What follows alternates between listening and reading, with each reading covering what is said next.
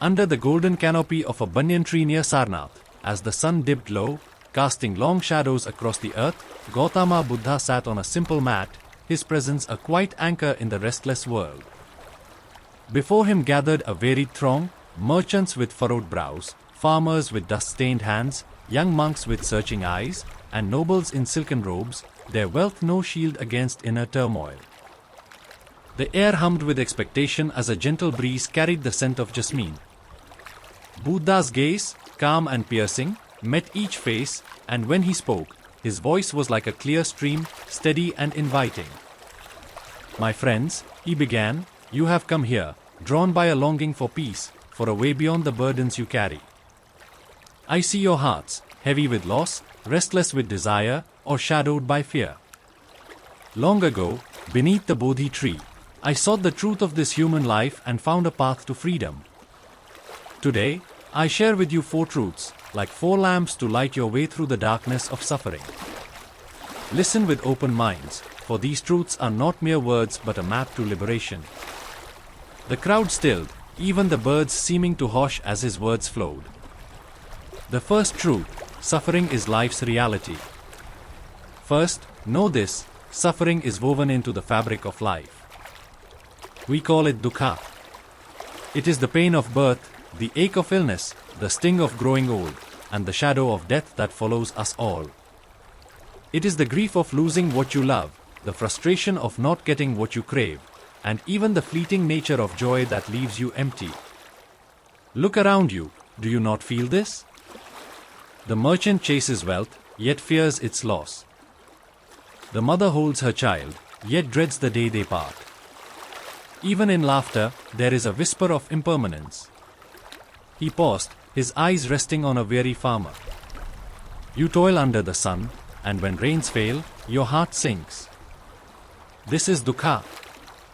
I say to you, pain is certain, but suffering is optional. To see suffering clearly, without turning away, is the first step to freedom. A murmur rippled through the crowd, some nodding, others wrestling with the weight of his words. The second truth: craving causes suffering. But why do we suffer? Buddha continued, his voice steady, cutting through their thoughts like a blade of clarity. The root of suffering is craving, Tanha. It is the thirst for pleasure, for power, for things to be other than they are. It is the clinging to what fades, the pushing away of what pains us.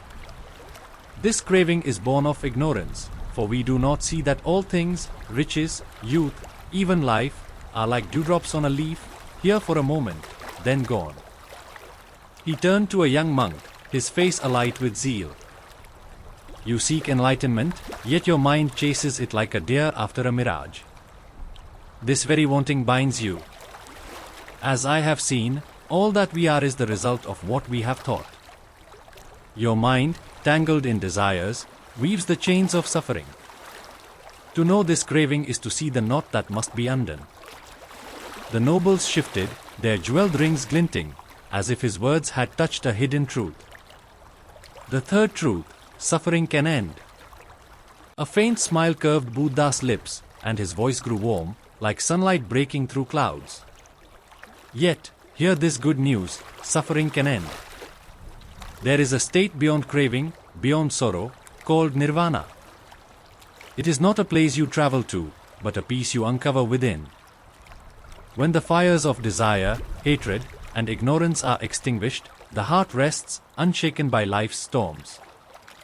This is freedom, where the mind no longer clings, where joy is not bound to what passes. He gestured to the horizon, where the sky glowed crimson. I have tasted this peace and know its truth. There is no blissful peace until one passes beyond the agony of life and death. Imagine a heart that meets gain and loss with equal calm, a mind clear as a still lake. This is Nirvana, and it is within your reach. A young woman in the crowd, clutching a shawl, let out a soft breath, her eyes bright with hope. The fourth truth: the path to liberation. Now, Buddha said, his voice firm yet kind, how do we reach this freedom? There is a path, tested and true, called the Noble Eightfold Path. It is a way of living with wisdom, kindness, and clarity. See the world as it is here now, speak truth, act with care, live rightly, and focus your mind. This is no secret doctrine but a practical guide. Understand life's truths, intend no harm, speak honestly, act with compassion, earn your living justly, strive with effort, stay mindful, and train your mind to see clearly. He leaned forward slightly, his gaze sweeping the crowd. This path is not for gods or kings alone, it is for you, here, now.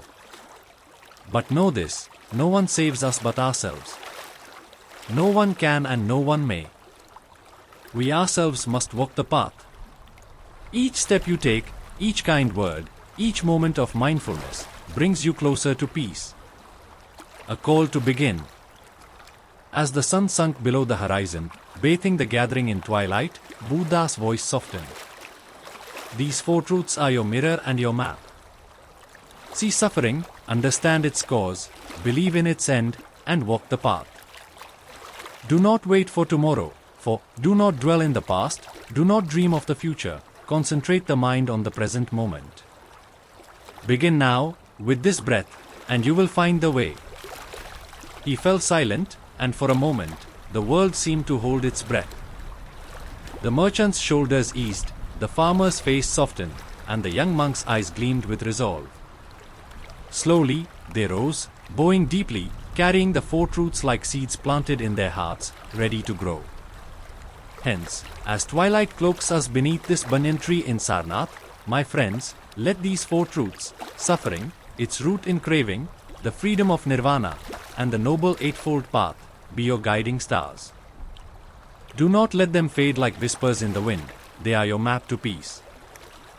Do not dwell in the past, do not dream of the future, concentrate the mind on the present moment, I urge you, for no one saves us but ourselves. Begin now, with a single mindful breath, a single kind act, and the path to awakening will unfold. I, too, am a traveler, and my heart walks with you. Go forth and find the light within.